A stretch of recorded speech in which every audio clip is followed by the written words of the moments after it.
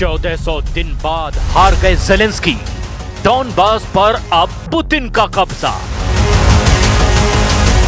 इस वक्त रूस यूक्रेन जंग ऐसे मौके पर पहुंच चुकी है जहां ज़ेलेंस्की के सामने सिर्फ एक ही रास्ता बचा है, या तो पुतिन की शर्तें मान लें या फिर नए साल 2026 में यूक्रेन पर अब तक का सबसे बड़ा रूसी हमला सहने के लिए तैयार हो जाएं।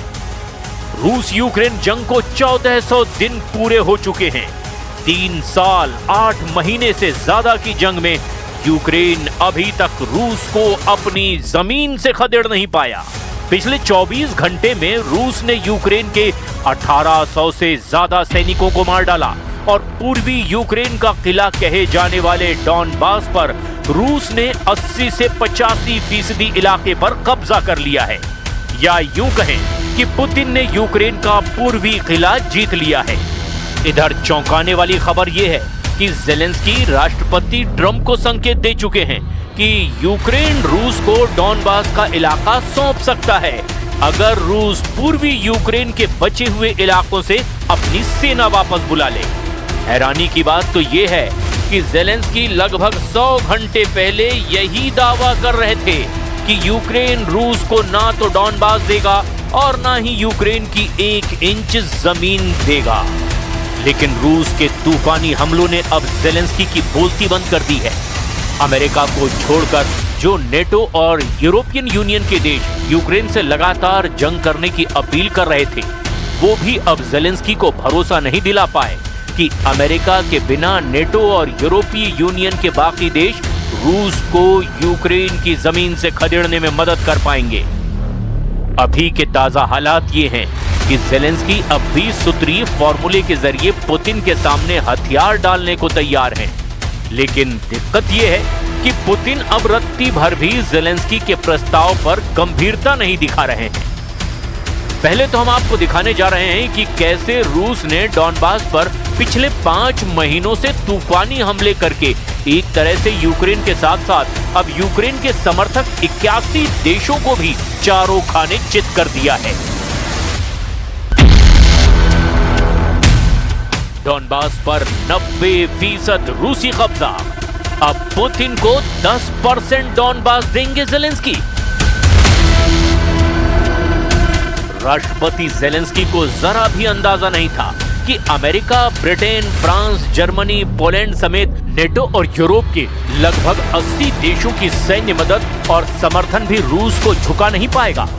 ज़ेलेंस्की ने 1 दिसंबर से लेकर 23 दिसंबर 2025 तक पेरिस, लंदन, बर्लिन, ब्रसेल्स और वॉशिंगटन समेत यूरोप और पश्चिमी देशों से रूस के खिलाफ रणनीतिक प्लान बनाने की कोशिश की। लेकिन दिक्कत ज़ेलेंस्की के सामने ये रही कि इस दौरान रूस के सबसे बड़े और ज्यादा हमले पूर्वी यूक्रेन के डॉनबास पर करे गए ताकि ज़ेलेंस्की की सारी प्लानिंग फेल की जा सके, और इसका असर भी साफ साफ देखा जा सकता है। खबर यह है कि रूस ने अब तक 90% तक के डॉनबास पर कब्जा कर लिया है और अब ज़ेलेंस्की भी शर्तों के साथ पूरा डॉनबास रूस को देने तैयार हो गए हैं। पुतिन को डॉनबास देंगे ज़ेलेंस्की। 20 सूत्रीय फॉर्मूला हुआ तय। यूक्रेन के राष्ट्रपति ज़ेलेंस्की ने अमेरिका के साथ तैयार 20 पॉइंट शांति योजना का खुलासा किया, जिसमें पूर्वी क्षेत्रों में डीमिलिटराइज्ड जोन बनाने की सहमति जताई गई, बशर्ते रूस भी अपनी सेनाएं पीछे हटाए। अमेरिका और यूक्रेन ने युद्ध समाप्ति के लिए कई मुद्दों पर सहमति बनाई, लेकिन डोनेस्क क्षेत्र की बची हुई जमीन और जापोरेजिया न्यूक्लियर प्लांट पर अभी भी विवाद बाकी है। यूक्रेन और अमेरिका ने हफ्तों की बातचीत के बाद यूक्रेन शांति योजना का एक संशोधित ड्राफ्ट तैयार किया है। पहले के ड्राफ्ट में वो 28 सूत्रीय योजनाएं थी, जिनके कई बिंदुओं पर यूक्रेन सहमत नहीं था।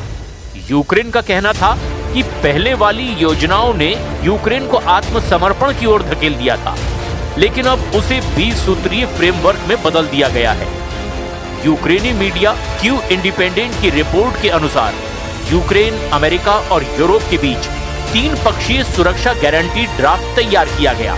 साथ ही साथ यूक्रेन और अमेरिका के बीच एक द्विपक्षीय सुरक्षा गारंटी समझौता भी किया गया। ये योजना युद्ध रोकने, सुरक्षा की गारंटी देने और यूक्रेन के पुनर्निर्माण पर केंद्रित है। अमेरिका ने इस मसौदे को रूस को सौंप दिया है और मॉस्को से जल्द जवाब की भी उम्मीद है। विशेषज्ञों का मानना है कि अगर रूस सहमत होता है तो युद्ध जल्द खत्म हो सकता है, लेकिन क्षेत्रीय विवाद अभी भी बड़ी चुनौती बने हुए हैं। यानी जो ज़ेलेंस्की रूस को यूक्रेन की 1 इंच जमीन भी देने तैयार नहीं थे, वो अब पूर्वी यूक्रेन का बड़ा इलाका डॉनबास देने को तैयार हैं। बस पुतिन कुछ शर्तें ज़ेलेंस्की की मान ले। लेकिन ताजा खबर यह है कि रूस ने प्रस्तावित क्रिसमस सीज फायर को ठुकरा दिया है, जबकि यूक्रेन अमेरिका ने इसे शांति की दिशा में सिग्नल माना है। 25 दिसंबर 2025 की ताजा रिपोर्ट के मुताबिक रूस ने यूक्रेन के राष्ट्रपति व्लादिमीर ज़ेलेंस्की द्वारा पेश किए गए नए 20 सूत्रीय शांति प्रस्ताव को उसकी वर्तमान स्थिति में स्वीकार करने से इनकार कर दिया है। क्रेमलिन ने कहा है कि वो इस योजना को वर्तमान स्वरूप में स्वीकार नहीं करेगा और इसमें बड़े संशोधनों की मांग की है। रूस का कहना है कि इस प्रस्ताव में उसकी प्रमुख चिंताओं जैसे नेटो के विस्तार पर प्रतिबंध, यूक्रेन की तटस्थ स्थिति और इन सब का समाधान नहीं किया गया है। रूस ने अग्रिम पंक्ति पर विदेशी सैनिकों की उपस्थिति के प्रस्ताव को सिरे से खारिज कर दिया है। इसके अतिरिक्त रूसी अधिकारियों ने स्पष्ट किया है कि कोई भी समझौता युद्ध के मैदान की वर्तमान वास्तविकताओं यानी कब्जे वाले क्षेत्रों पर रूसी नियंत्रण पर आधारित ही होनी चाहिए। Напередодні Різдва русські вкотре показали, хто вони насправді. Масовані обстріли, сотні шахедів, балістика, кинджали – все було. Так б'ють безбожники, так роблять ті, хто не має абсолютно нічого спільного – християнством і будь-чим людським. Але ми тримаємось, ми підтримуємо один одного і ми молимося сьогодні за всіх, хто на фронті, щоб повернулися живими, за всіх, хто в полоні, щоб повернулися додому. इधर रूस ने क्रिसमस के मौके पर भी यूक्रेन पर हमले नहीं रोके हैं।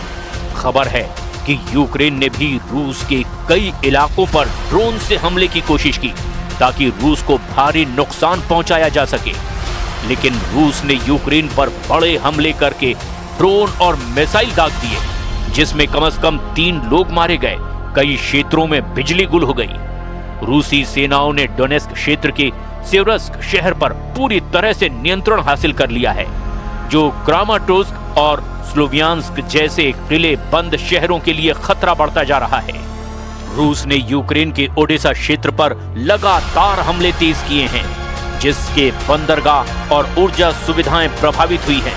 ज़ेलेंस्की ने इसे रूस की समुद्री पहुंच ब्लॉक करने की कोशिश बताया है। अमेरिकी खुफिया रिपोर्ट्स का दावा, युद्ध नहीं रोकेगा रूस। जबकि दूसरी तरफ अमेरिकी खुफिया रिपोर्ट्स के मुताबिक पुतिन के युद्ध लक्ष्य अपरिवर्तित हैं, यानी उसमें कोई बदलाव नहीं जो उन्होंने मंसूबा पाला है। वो पूरे यूक्रेन पर कब्जा चाहते हैं, भले ही शांति वार्ताएं चलती रहें। रूस ने प्रस्तावित क्रिसमस सीज फायर को भी ठुकरा दिया, जबकि यूक्रेन और अमेरिका ने इसे शांति की दिशा में सिग्नल माना था। यूक्रेन ने रूस के तुला क्षेत्र में सिंथेटिक रबर प्लांट और क्रीमिया में ड्रोन स्टोरेज पर भी हमले कर दिए। रूसी सेनाओं ने 2025 में यूक्रेन के लगभग 1800 वर्ग मील क्षेत्र पर कब्जा किया, लेकिन भारी नुकसान हुआ है। लगभग 3,82,000 रूसी सैनिक मारे गए हैं। यूरोपीय संघ ने यूक्रेन को 90 बिलियन यूरो का लोन देने पर भी सहमति जताई है, जो रूस के द्वारा मुआवजा दिए जाने पर ही चुकाना होगा।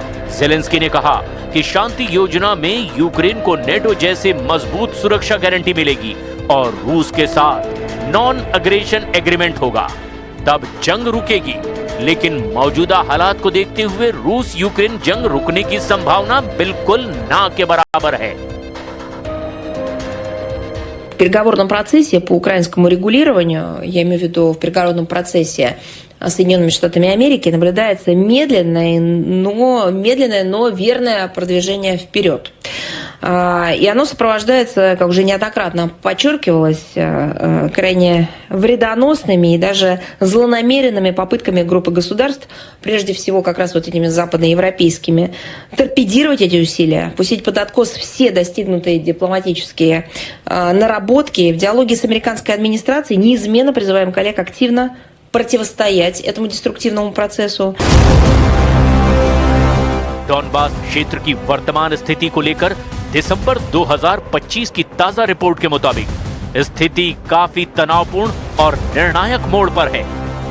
रूस ने भले ही पूरे डॉनबास पर अपना कब्जा नहीं किया हो, लेकिन वो इसके बहुत बड़े हिस्से पर यानी लगभग 80 से 85% इलाके पर अपना नियंत्रण कर चुका है। सबसे गौर करने वाली बात यह है कि रूस और यूक्रेन के लिए डॉनबास इतना इंपॉर्टेंट क्यों है। जरा आप गंभीरता से इसे समझ लीजिए। रूस ने अभी तक 100% डॉनबास नहीं जीता है, लेकिन उसकी स्थिति बेहद मजबूत है। दरअसल पूर्वी यूक्रेन के लुहांस्क और डोनेस्क को मिलाकर डॉनबास बना है। लुहांस्क पर रूस का लगभग 99% क्षेत्र पर नियंत्रण है और डोनेस्क के लगभग 70 से 75% हिस्से पर रूस का कब्जा हो चुका है। पुतिन ने दिसंबर 2025 में एक बड़ा बयान देते हुए कहा कि यूक्रेन डॉनबास के बचे हुए हिस्से से अपनी सेना हटा ले, वरना रूसी सेना सैन्य बल से इसे पूरी तरह से अपने कब्जे में ले लेगी। ताजा सैन्य अपडेट के मुताबिक रूसी सेना ने डोनेस्क क्षेत्र के रणनीतिक शहर सिवर्स्क पर पूरी तरह से कब्जा कर लिया है। इसके अलावा इवानोपिलिया से भी यूक्रेनी सेना को पीछे हटना पड़ा है। इन कब्जों के बाद रूस अब क्रामाटोर्स्क और स्लोवियांस्क जैसे बड़े शहरों की ओर बढ़ता दिखाई दे रहा है। पोक्रोवस्क डॉनबास का सबसे महत्वपूर्ण लॉजिस्टिक हब है। दिसंबर 2025 की रिपोर्ट के मुताबिक रूसी सेना ने शहर के बाहरी हिस्सों और कुछ शहरी इलाकों में भी प्रवेश कर लिया है। हालांकि यूक्रेन अभी भी शहर के कुछ हिस्सों में मौजूद है और इसे बचाने के लिए भीषण लड़ाई लड़ी जा रही है। विशेषज्ञों का मानना है कि पोक्रोवस्क का गिरना यूक्रेन के लिए डॉनबास में सबसे बड़ी हार होगी। रूस अब डॉनबास को जीतने के बहुत करीब है, लेकिन यूक्रेन की सेना अभी भी कुछ महत्वपूर्ण गढ़ों जैसे कि क्रामाटोर्स्क और स्लोवियांस्क को थामे हुए है। कुल मिलाकर रूस यूक्रेन जंग रुकने के आसार बेहद कम हैं। ज़ेलेंस्की का 20 सूत्रीय फॉर्मूला रूस को जरा भी पसंद नहीं आ रहा है। ऐसे में रूस साल 2026 में भी यूक्रेन पर बड़े पैमाने पर हमले जरूर करेगा।